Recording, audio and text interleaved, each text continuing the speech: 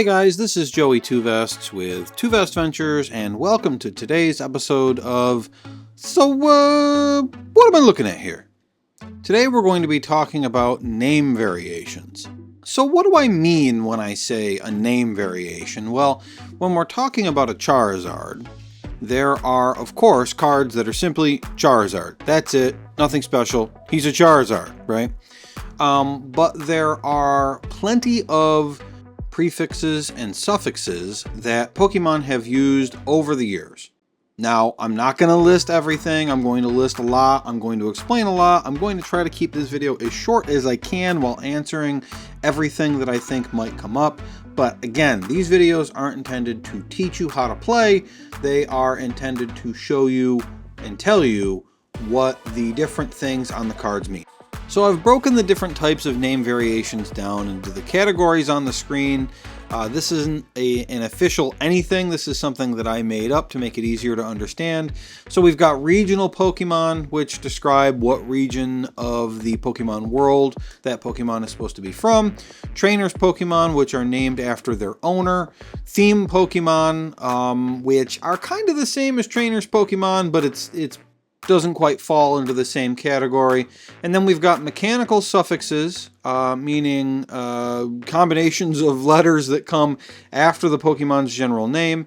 Tags, which aren't actually in the name, they're words that are printed at the top right of the card. And then mechanical prefixes, like Mega, that come before the Pokemon's name. Here we have a Hisuian Arcanine and a Galarian Meowth.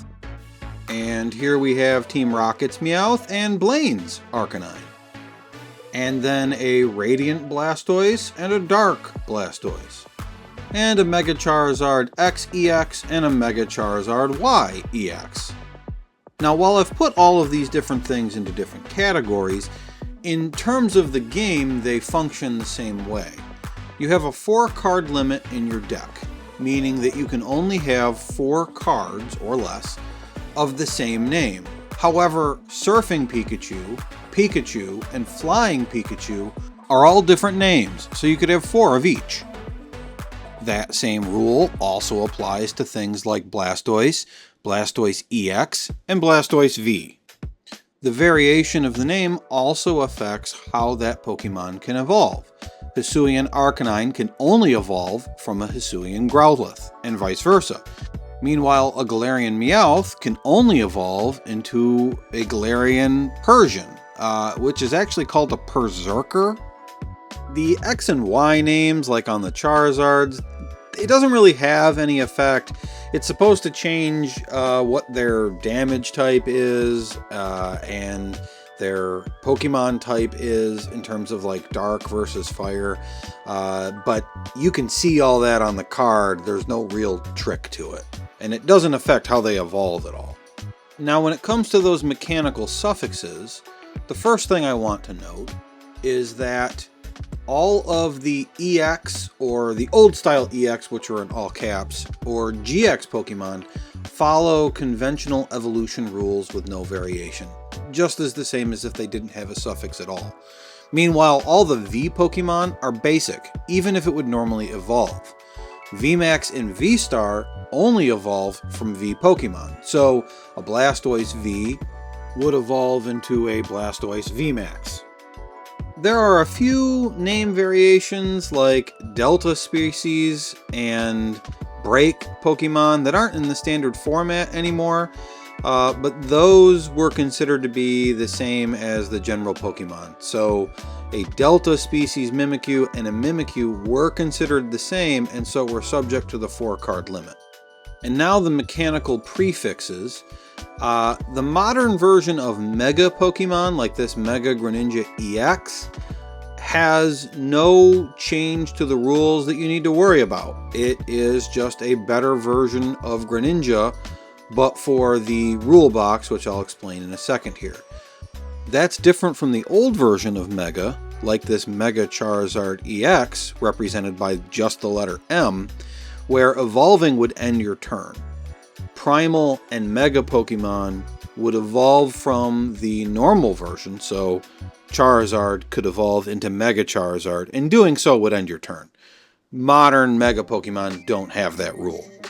Now, I mentioned rule boxes. Rule boxes is this little thing down here in the bottom right where it says Pokemon EX rule or Pokemon V rule.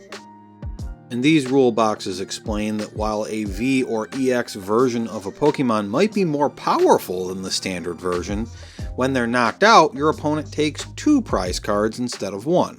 Remember that one way of winning the game is by collecting 6 prize cards. Normally that would mean knocking out 6 Pokemon, but if you knock out a Pokemon EX, you get 2 prize cards. Mega has the same effect, which means that if you knock out a Mega Pokemon EX, you'd take 3 prize cards instead of 1. They're very powerful, but there's a big risk in playing them at all. Finally, the tagged Pokemon and the tags of things like Tera or Ancient or Future or Single Strike. These aren't technically part of the name. In fact, they're closer to the hit point list than they are to the name itself. But the reason why I'm including them in this video with all the other name variations is how the name variations and these tags have an impact on the gameplay in terms of the text on the cards.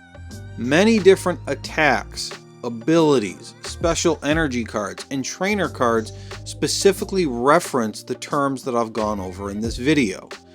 So sometimes it says you get a bonus to something if you're using an ancient Pokemon, or you'll have a card that says you can search your deck for an EX Pokemon, or a Pokemon that doesn't have a rule box, or a Pokemon that's a stage 2 Pokemon. All of these things affect how the other abilities and cards play into each other, and so they're useful in building a strategy. Okay, that's everything I wanted to go over. I know I've probably missed 24 different things, but there's only so much I can fit into a single video. If there's something else you'd like to hear about, please let me know about it. If you enjoyed this video or learned something, please subscribe. Thanks for watching, and I'll see you next time.